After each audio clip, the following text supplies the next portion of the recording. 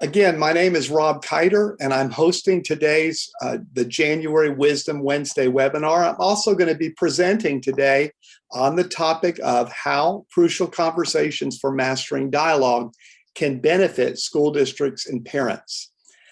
Just a little bit about myself. Prior to joining the staff as program director at SERC in 2019, I served as a mediator on the SERC panel of mediators beginning in 2014.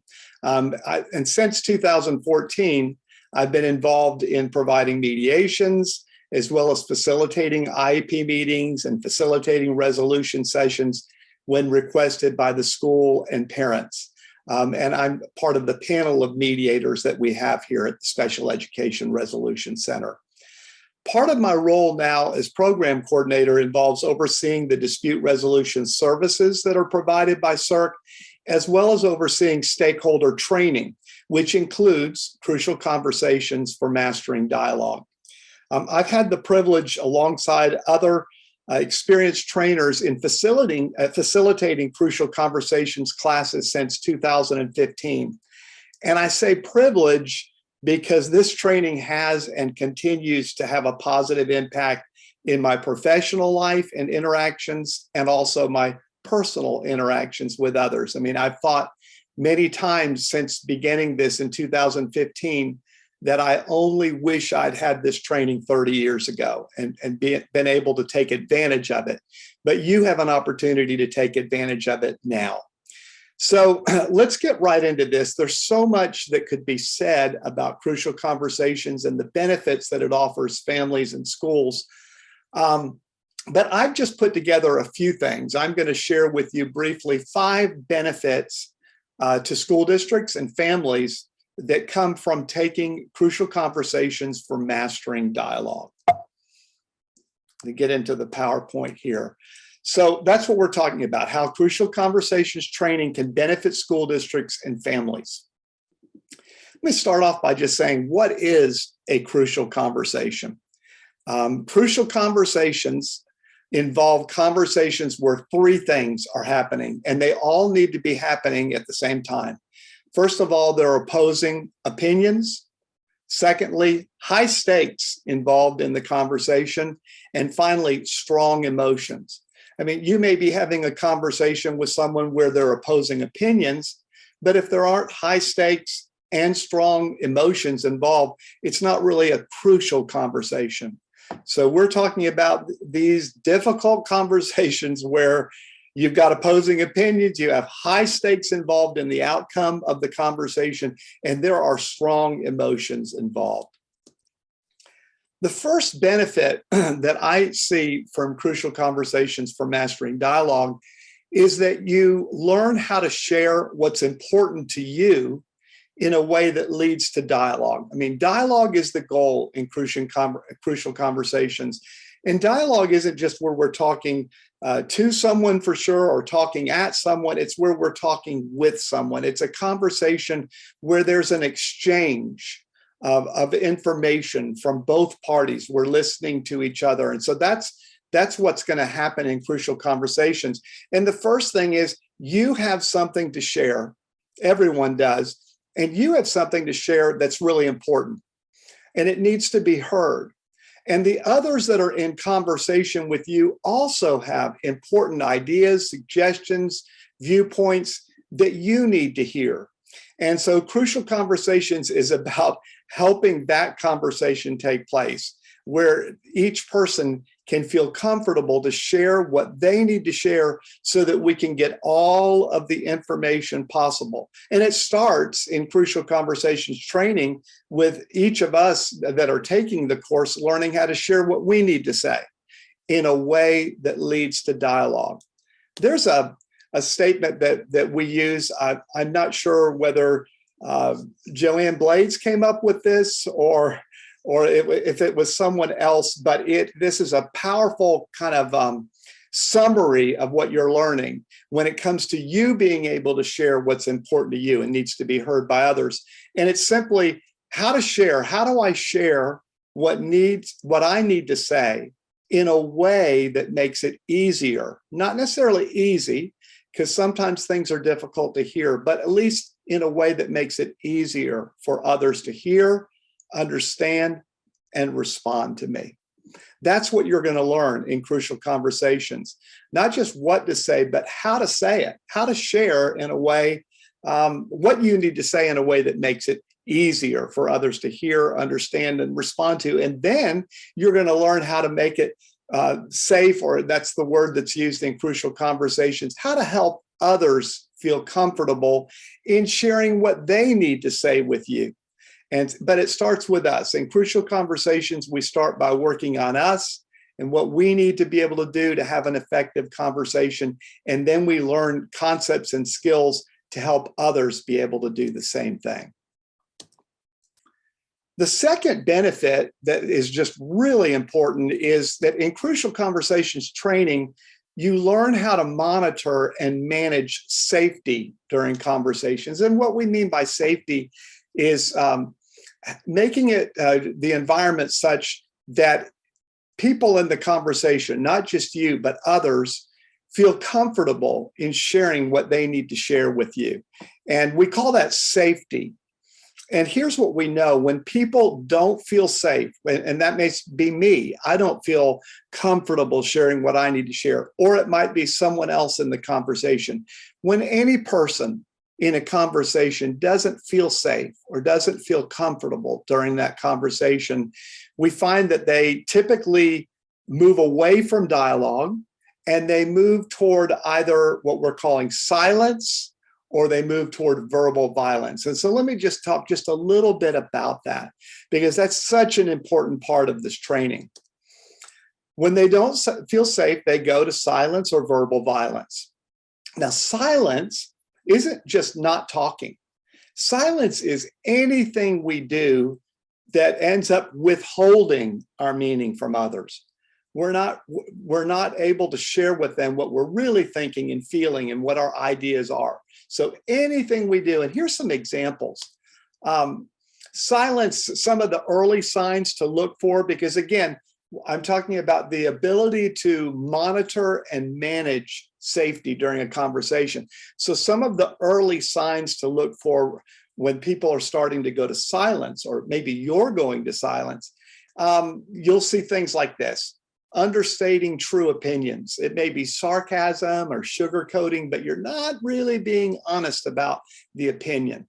Using phrases like "some people think we should do this" instead of "I wonder whether we should do this" when it comes to describing opinions. A couple other examples would be when you see someone or yourself even changing the topic of discussion when sensitive subjects are brought up. You just shift over to something else to kind of get it away from that thing that you're not feeling comfortable enough to share.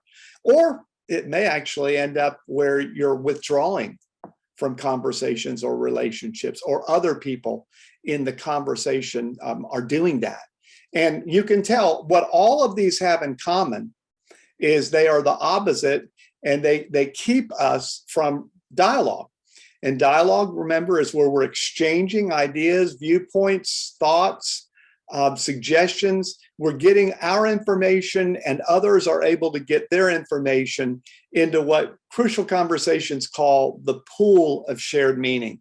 It's just we want to fill up that pool with all the meaning that we can from us and from those that we're in conversations with. And each of these things, when we go to silence or others go to silence, end up short-circuiting dialogue. And then the other thing is, if people don't go, or we don't go to silence, we find that folks, when they don't feel safe, will go to what we're calling verbal violence. And verbal violence is anything we do to try to push our meaning on others. So now we're not withholding meaning, we're actually pushing what we think and what we feel on others. And here's what it might look like.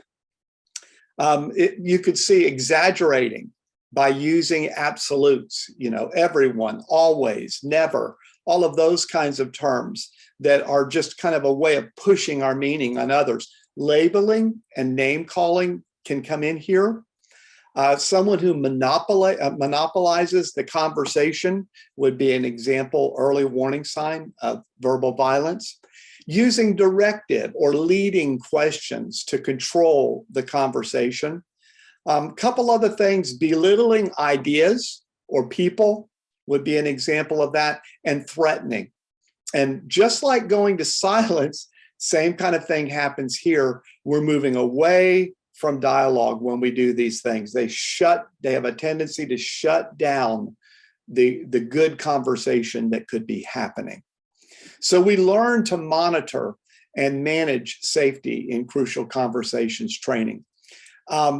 Just something to think about. What does it look like in our interactions with others? It might be true in terms of the school environment, conversations with administrators and teachers, staff, conversations between teachers or administrators and parents. I certainly see this in IEP meetings where there's a conversation with more than two people. There's a team that's there. And everyone needs to be able to feel comfortable to share what they're thinking, feeling, their ideas, their viewpoints, so that we fill up that pool with shared meaning. But unfortunately, that doesn't always happen. And sometimes in our conversations with others, whether it's just in the professional environment, as I mentioned a moment ago, or maybe even in our personal lives, in our families, our friends, our children, it's very easy to move away from dialogue when we or anyone else does not feel comfortable, and we can go to that silence where we're pulling back, keeping this information to ourselves. No one gets it as a result. And what that means is we end up making maybe not as good decisions because we don't have all the information.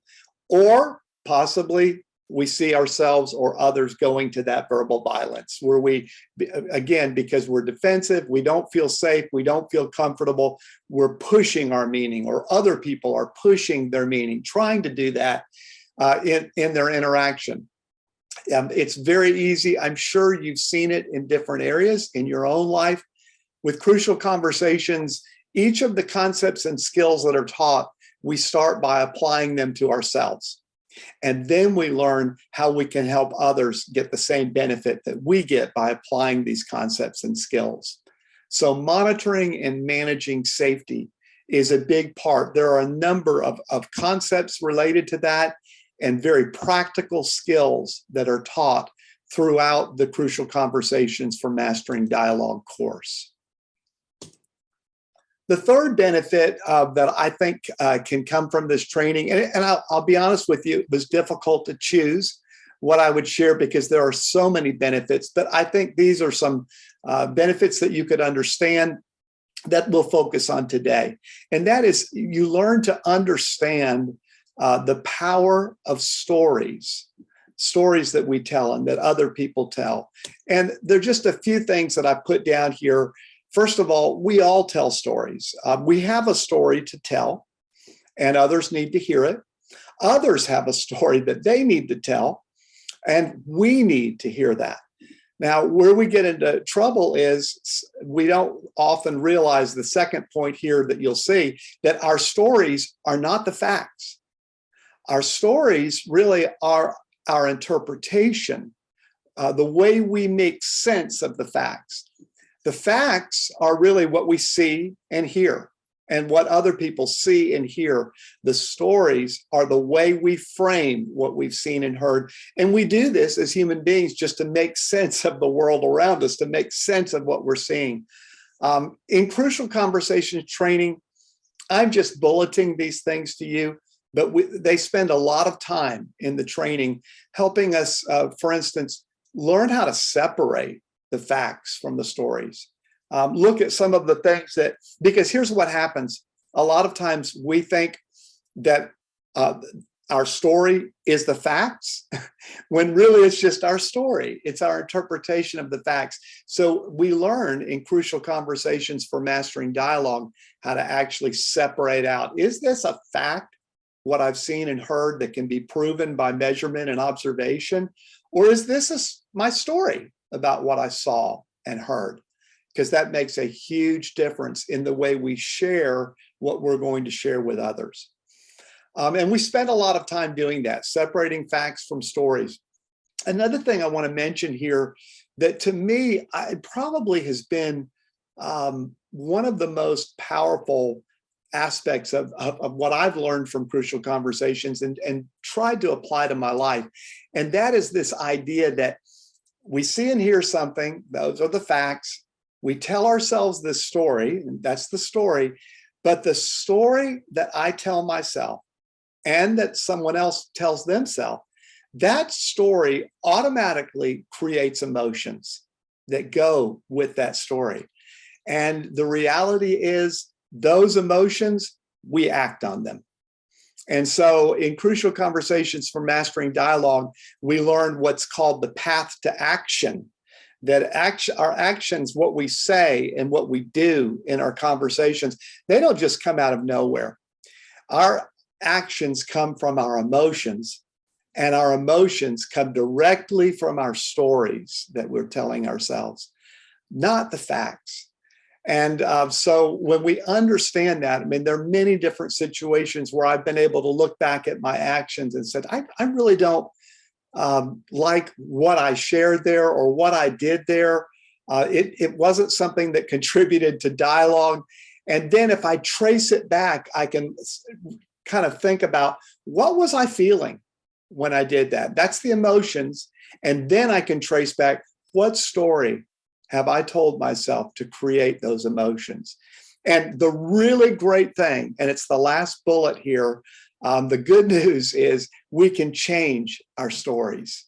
When we understand the difference between facts and stories, and we really nail down, this is the story I'm telling myself, and we see that that story is creating emotions that aren't helping our conversations, that aren't helping us be able to communicate with each other in a way that we can collaborate, that leads to collaboration, because that's what we've got to have to be able to make really good decisions together and work together. When we see that, we can actually change our story. And so a lot of time is spent in Crucial Conversations learning how to do that, how to revisit the stories that we've told ourselves so that we can change those stories, change those emotions, and change the actions that inevitably lead to results. And I needed to mention at the very outset of this, I think it's real important to understand that, yes, Crucial Conversations for Mastering Dialogue is a training in communication, but it's much more than that. It's not just about communication. It's about communicating in a way that helps us be able to get the results that we need and want. Not just us, but helps others be able to get the results that they need and want, because we're able to collaborate in light of this communication that we're going to learn. So very, very important about stories. Now, one thing that I want to just briefly mention to you that's part of this mastering your story section within Crucial Conversations is we learn to watch for what we call 3 clever stories. And they're called clever stories because they're common stories. We use these stories all the time, and so do others around us. But they're not good in this sense. Each one of these stories ends up shutting down the conversation. It shuts down dialogue. And the story itself becomes an excuse that keeps us stuck instead of helping us move forward. So I want to just briefly introduce to you these 3 clever stories that we've all told, and we hear these stories all the time. The first one is just called the victim story. It's not my fault. I mean, how many times have we said that? We've all said that. And we hear people that say that in different ways. Basically, this isn't my fault. That's one of the clever stories. Another clever story, if you flip, it's like the flip side of the victim story, the flip side of the coin, and it's called the villain story.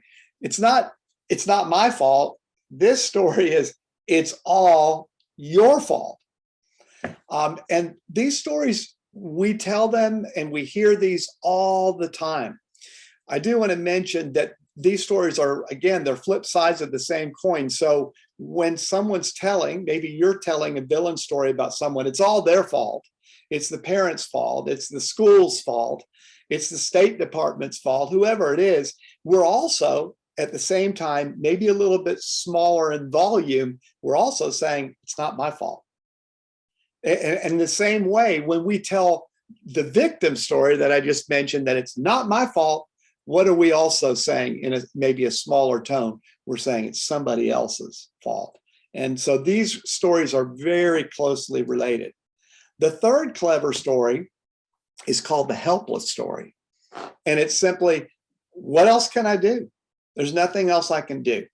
There's no action that I could take to be able to move forward. And we hear these stories when someone is talking about a situation and a problem that needs to be addressed.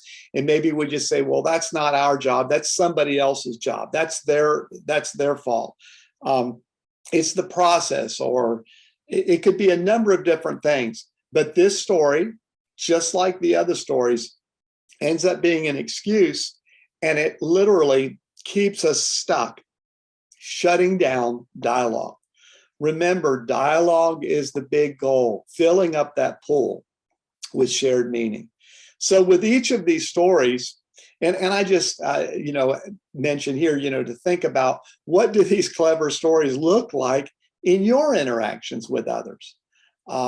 Maybe in the school setting, in the conversations between administrators and teachers, teachers and staff, teachers or administrators and parents, or in the IEP meetings that you possibly participate in. What are the stories of, it's not my fault, it's all your fault, what else can we do? What do they sound like? I'm sure you hear them. One of the things that happens when folks have received this part of the training in the Crucial Conversations with Mastering Dialogue class is you go back right away and you start catching yourself when you are kind of telling a clever story. You also begin to notice them when other people are telling these stories. And in the training, Crucial Conversations for Mastering Dialogue, we actually learn not only those concepts, but we learn skills to learn how to change and how to eliminate, transform those clever stories in such a way that we'll be able to get to dialogue. So this is, I think, a real benefit in professional interactions, personal interactions for school districts and families. The fourth benefit is that in the training, we learn to value and build mutual respect. Mutual respect is such an important thing. And I've got just a couple quotes here that I think could help me just share this with you. John Maxwell said, people don't care how much you know until they know how much you care. So mutual respect is all about you feel that I care about you and vice versa. And we have to have that in our interactions for them to be effective. But people don't care how much you know about whatever the subject is until they know how much you care about them. And then another quote that I think is really helpful: everyone longs to be heard. That's why really listening to others may be the greatest way that we demonstrate that we care. Maybe the greatest way that we can demonstrate we care and build mutual respect is by learning how to listen to others. And I can tell you that Crucial Conversations training, it's recently been updated. And there's a tremendous section in the training now on learning how to improve the way that we listen to others. Because, when we're listening to others in a conversation, it's kind of human nature to be listening for an answer, right? We've got, our brains are working while we're listening. We're trying to come up with the answer so that we can respond. But the kind of listening that we're going to learn how to do in Crucial Conversations for Mastering Dialogue is not listening to answer or listening to build our argument, but listening to understand. to understand what the other person is saying, to have a better understanding of their viewpoint, a better understanding of where they're coming from, their thought process. Because when we listen like that, we actually can really change the environment to where we'll be able to have a conversation that gets us to dialogue and can help increase collaboration. This morning, I was talking with Lucy Crobland. She's one of our certified trainers. She's been training Crucial Conversations for a long time. And she was just saying, talking with me and echoing the importance of really that principle of learning to listen to understand. Because it's really only as we're all listening to each other and everyone is comfortable enough and learns how to share what they need to say in a way that others can hear, understand, and respond to. It's only when we're all listening like that that we really can get to dialogue. So listening is a big part of this, and it's part of building mutual respect. And sometimes mutual respect is really at risk. We learn that in Crucial Conversations training. That can be part of people not feeling safe. And so we actually learn how to rebuild, how to build that mutual respect in. And listening is a big part of it. One other quote that's my favorite, it's directly out of Crucial Conversations, is respect is like air. You don't notice it until it's not there. And then it's all you notice. And I see that a lot of times in meetings when the mutual respect is not there. And sometimes when the parties in a conversation maybe have negative feelings toward each other, or possibly they either dislike or possibly distrust each other. You don't have mutual respect there. And then it's very hard to get past that kind of atmosphere in the room. So I like to say, what's the air like in the room, in the conversations that you're having, whether they're one-on-one or whether it's an entire team? Because until this is clarified, until the air is right, until mutual respect is part of that conversation, it's going to be really difficult to hear, understand, respond to each other, get to dialogue, and actually be able to work together to collaborate. That's where we're going, and mutual respect is a big, big part of that. One other thing that I want to just mention, when we go along, we're talking about building mutual respect. One of the things that tears down mutual respect is misunderstandings. Misunderstandings between the parties in our conversation. And often when a misunderstanding takes place, what that means is if I'm misunderstood, someone is not understanding my story. Someone is, and basically it involves the way they're looking at my intent in what I'm sharing. And so we really spend a good bit of time in the training learning how to clear up misunderstandings. Because if we don't clear up misunderstandings when we see them happening, then the resulting continual conversation that goes on is built on misunderstandings, and it just leads to more and more hurt, more and more distrust. So we've got to learn how to do something. And in Crucial Conversations for Mastering Dialogue, we learn how to contrast by using what is called a don't do statement. And I'll just share it with you today, but I can tell you right now that you'll want to get into the training, because in the training, we spend a lot of time on this concept and this skill, and we practice together in groups using this. But let me share it with you. The don't do contrasting statement, the don't side of it is the first part. And it basically addresses where we see that our intentions have been misunderstood. And it's very simple, very short, but it's simply, I don't mean to imply this. The other side of it then is, I do mean to say this, or I didn't mean to suggest this. That's the don't side. The do side is, I do mean to offer, I do want to offer this suggestion. I mean, this is something, to be honest with you, that we actually, all of us do this without even thinking about it. We probably do it quite often because it's very, very easy to be misunderstood. The longer I live, the more time I spend as a mediator and facilitator, I see in myself and I see with others that, communication it can be difficult. It's very easy to be misunderstood. And so this is a skill that we learn. We use this, though, naturally. We just have never put a name on it. In Crucial Conversations, we're going to put a name on it and we're going to practice it. And really, it'll be a tool that we'll use in our toolkit. But I can think of, even a recent time, my wife and I were having a conversation about where we're going in terms of getting away. We love to get away. We live in OKC. We like to get out of town. And we were talking about going to a particular location. And I could just tell as we were talking, and I was suggesting a different date than we had originally been talking about.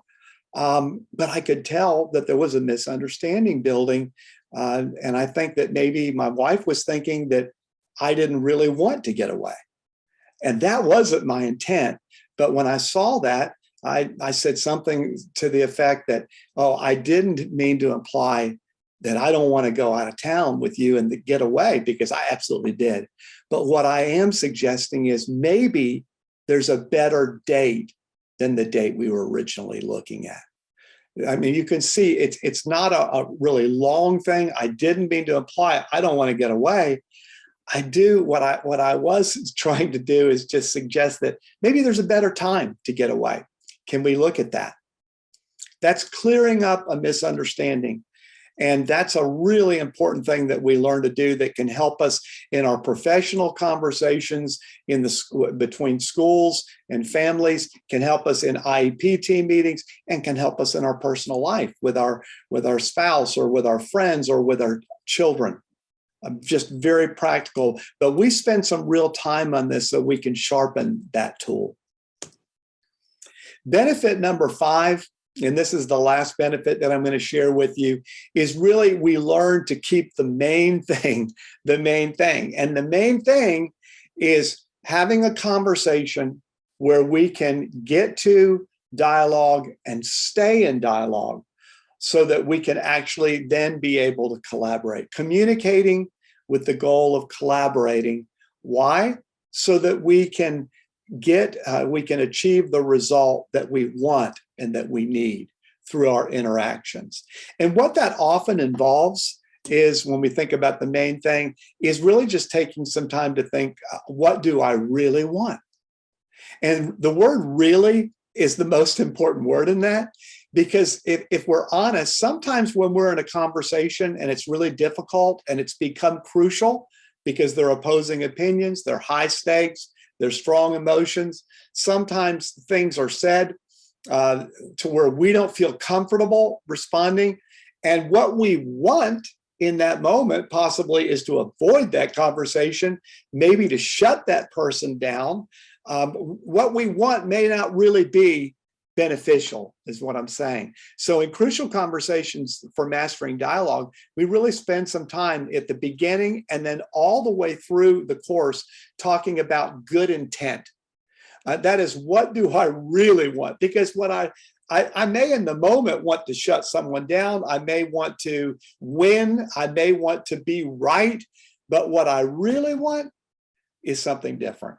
And so we ask ourselves, before we even begin a conversation, what do we really want for ourselves, for the organization, for the relationships that are here? What do we really want? Because when we get clear about that, and we really want to get to dialogue, we really want to be able to work together and collaborate.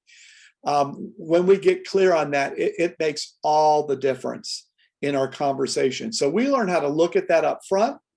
We learn how to ask ourselves that when we're in a conversation, because again, what I want in the moment may not be what I really want for myself and others in the organization. So we're asking that all the way through. So I've just shared a few benefits. We could look at so many more benefits of Crucial Conversations for Mastering Dialogue. But what I want you to realize is, when you go through this training, you can begin to be the difference in creating a better conversation, better interaction that does result in dialogue. Because it really starts with you. It starts with me. We can be the difference. Before we end, the next part of this presentation is I want to spend just a little bit of time with you. Well, let me ask you right here. I don't see any questions up right now, so I was going to address any questions you might have. I do want to say to you, I'm going to put my contact information up at the end. And if you do have any questions after watching this webinar, or when you later on today or another time, please feel free to reach out to me, because I would love to help you. I mean, we not only provide Crucial Conversations for Mastering Dialogue training, but we also want to be available and help folks after they've been through the training. So that applies to each one of you if you have a question. What I want to do right now, though, is actually stop sharing this and share something else with you that I think could help you moving forward when you think about Crucial Conversations. So this is our website. It's okserc.org is our website, okserc.org. And I want you to realize that on this website, it's a pretty simple website. There aren't lots of menus, but there are several. And this first one, Programs and Services, I want you to notice this fourth line down, Stakeholder Training.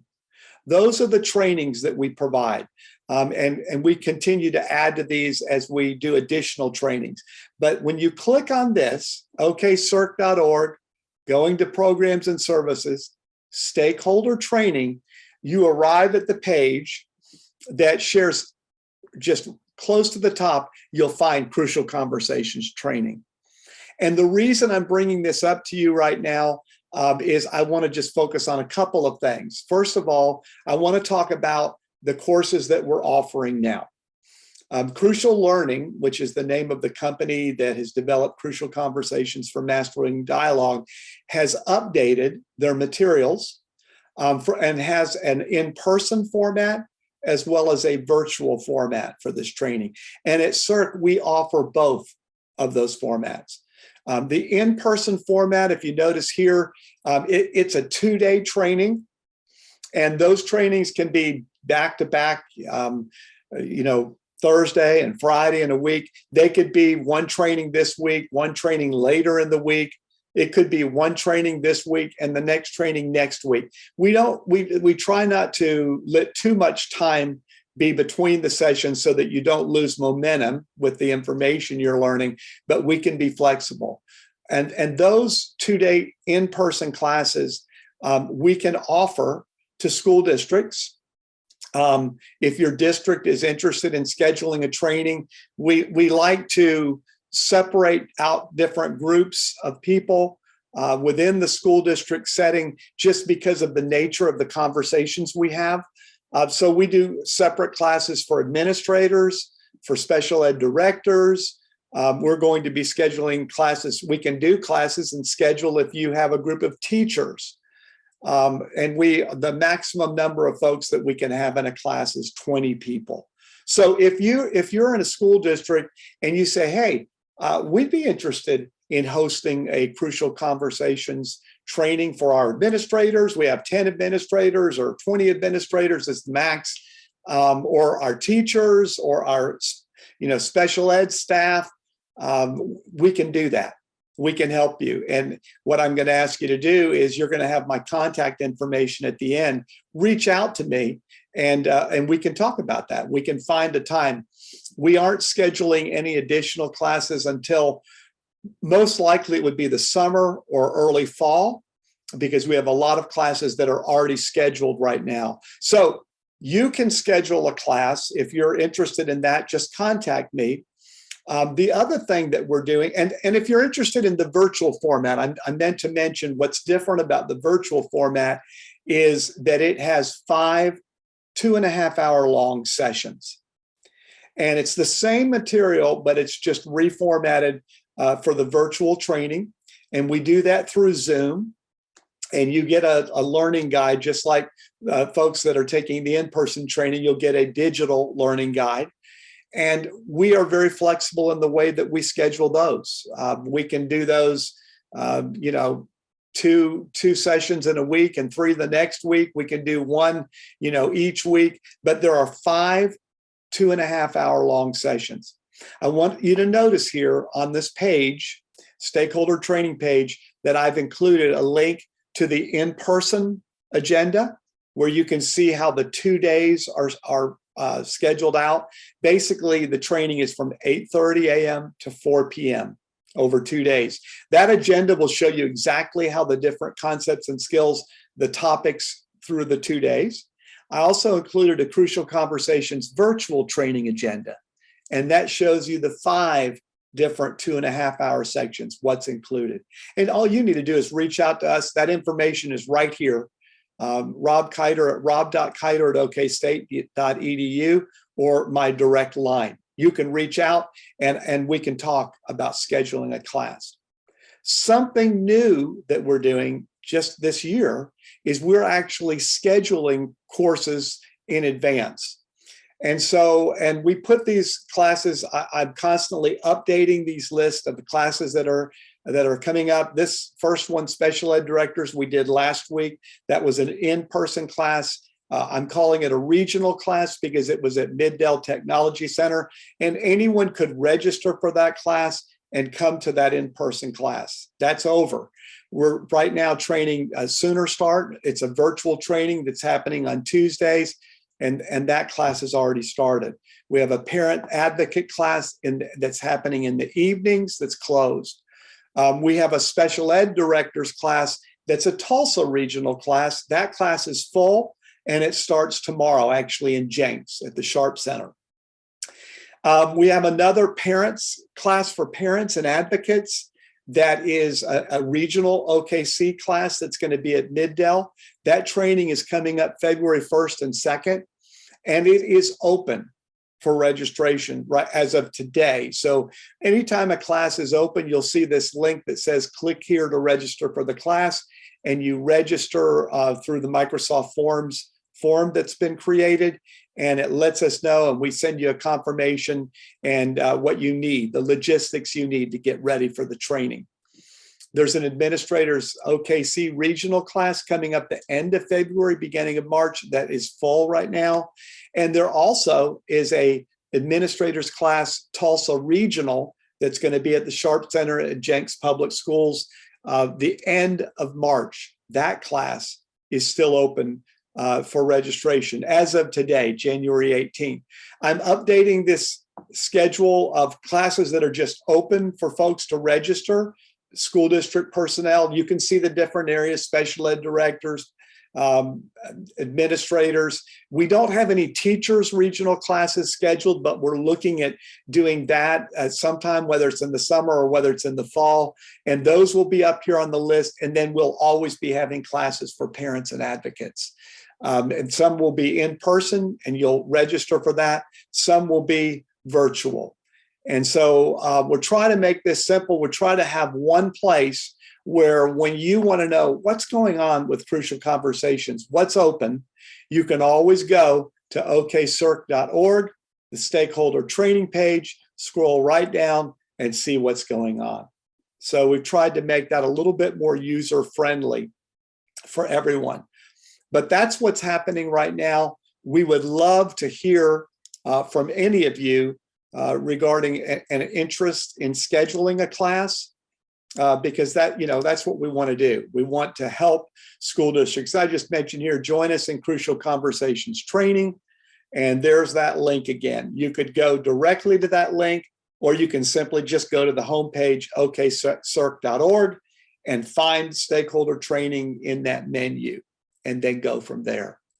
And I really hope, just tried to share a few things with you that maybe encapsulate some benefits, but there, without a doubt, is tremendous benefit in taking this training for anyone involved in the school setting, and also for families, for parents, for advocates, because we all want to improve our interactions in such a way that we can get to dialogue, we can actually collaborate and work together. Please feel free to reach out to me. You can reach out to me through my email address that you see here. I'm also putting this PDF of the presentation.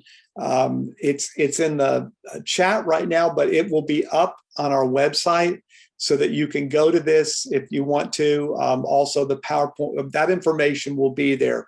But please reach out to me or reach out to our office. Our general office number is there as well, 888-267-0028.